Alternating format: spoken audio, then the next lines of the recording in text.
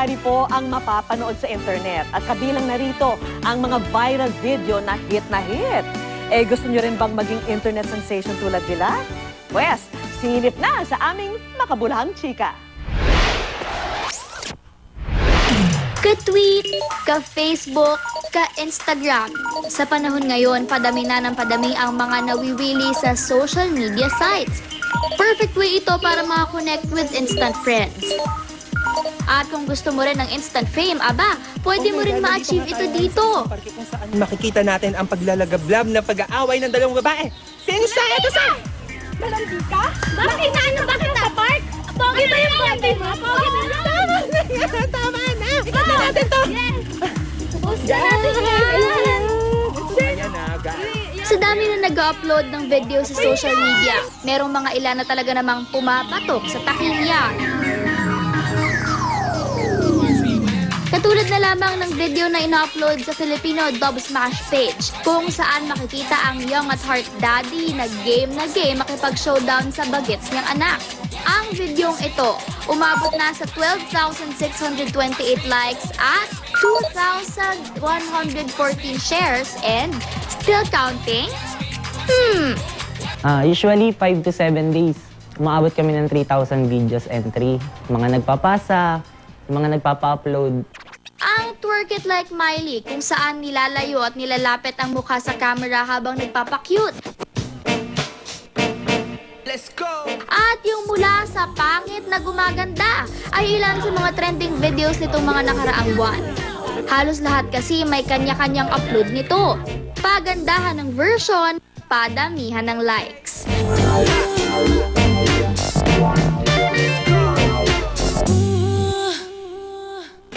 Pero itong film student sa Las Piñas, iba naman ang trip. Apple iPad! Ang paggawa ng Vines o yung mga 10-second video na ngayon ay patok na patok sa Facebook. Sa Facebook kasi ngayon, yung mas mabilis panoorin, parang yun yung mas na-share. And parang, ayun nga, maganda nga yung idea ng Magic Vines kasi parang nakuha niya yung attention ng mga Philippine audience na, sige, share lang natin, share. Kaya mas parang nag-viral yung, yung Magic Vines nga. Dahil sa hilig niya sa animated movies na may effects, grade 6 pa lang daw nang gumawa ng sarili niyang video.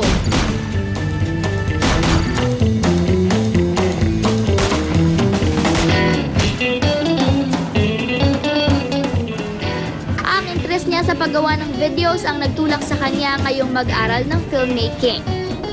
Katulong ang mga kaibigan, nagsimula siya sa paggawa ng short films hanggang sa na-master niya ang editing na ngayon ay viral na sa social media.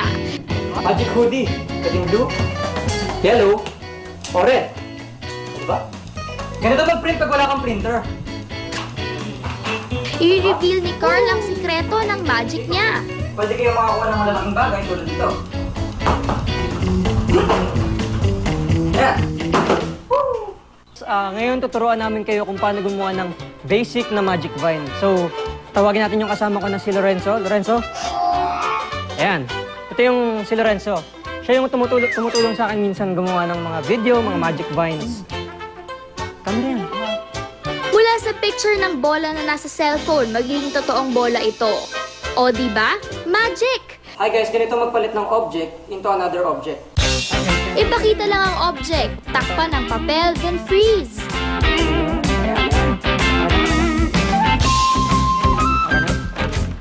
Ayan, simple lang. May bola tayo. Tapos, Ang ganito kakwelang editing trick, aakalain nyo bang umabot na sa 170,594 views, 10,014 likes, at 2,600 shares? actually, yung mga prof ko sa school, sinasabi nila, uy, napanood kita sa ganyan, uy, tuloy mo lang yan, parang ganun. Kaya parang mas maganda ring inspiration din. Pwede kang gawing inspiration as ituloy-tuloy ko yung ginagawa kong mga ganun, simpleng videos, magic, ganun. Ito ako sapatos. Ngayong dumarami ang video uploads at gustong sumikat sa social media, marami ring videos ang nagiging flop. Mayroong tinatawag ng pamantayan, no? Para maging viral ng isang video. Ang tawag ko nga dito, acronym. Ang acronym ko ginagamit dito palagi sa sociology ay STEPS. S-T-E-P S, steps. Number 1, S. Kinakailangan niya tinatawag na social capital.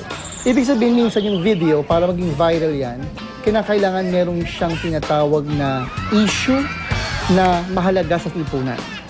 T, trigger. Parang yung unang-unang makikita mo, no? Yung naka-paste na unang-unang image. No? Dapat kinakailangan appealing kagad yon. Kasi minsan, caption pa lang, kakaiba na no? to create. Next is E, emotion. Kinakailangan yung video mo appeals to a certain emotion na people can connect to. Next is P. No? Sabihin P, kinakailangan practical application. Kaya nauso yung mga do-it-yourself videos, yung mga DIY, di ba? Importante sa mga tao na yung video mo para maging viral, may silbi sa akin.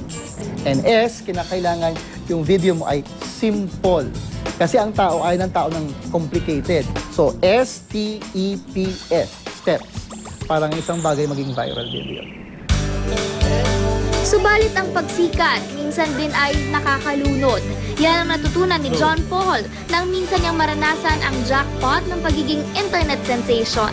Isang araw, bigla akong kinunan ng isang babae na hindi ko naman kilala, na akala ko naglalaro lang siya sa cellphone niya. Tapos biglang tinanong ko ng mga ka-internmates ko na, uy, may viral video ka pala.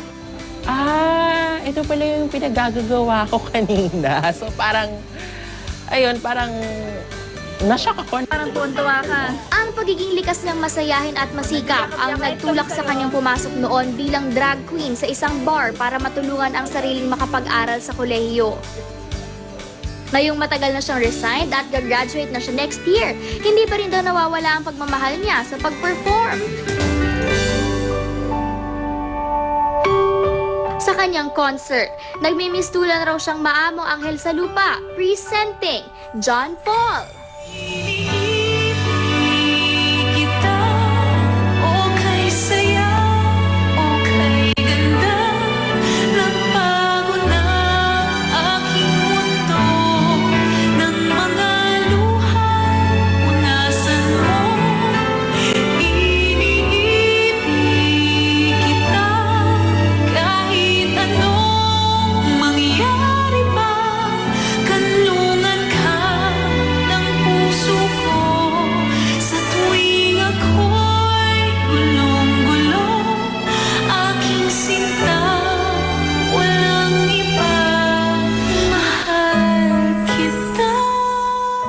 Mabisang pantanggal stress daw ni John Paul ang pagkanta-kanta. Kaya naman ang minsang tamaan ng pagkabagot sa biyahe. Hayon at napabirit ang diva.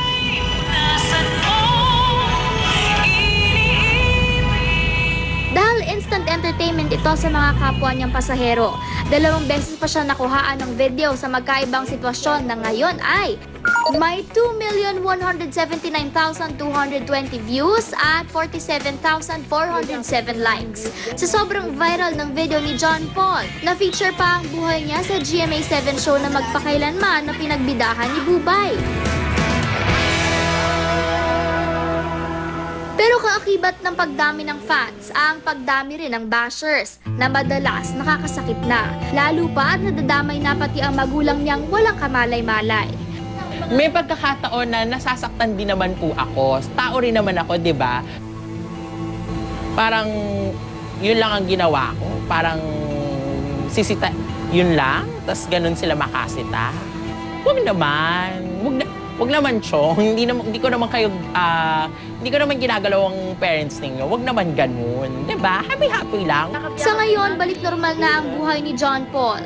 Mas tahimik at kontento kasama ang mahal niya sa buhay. Sa nangyaring one-time big-time na pagsikat, mahalaga ang kanyang natutunan. Importante, mahalin mo ang sarili mo. Kasi pag hindi mo siya minahal, paano ka mamahalin ng ibang tao? Ang internet, marami ang pakinabang. Pero ang kapangyarihan nito dapat ding pagkaingatan. Kaya mga kapuso, kung kasikatan ang inyong inaasam-asam, gawin muna to sa sariling sikap. Diba? Simple lang. Malay nyo, nasa internet ang sagot na iyong hinahanap-hanap.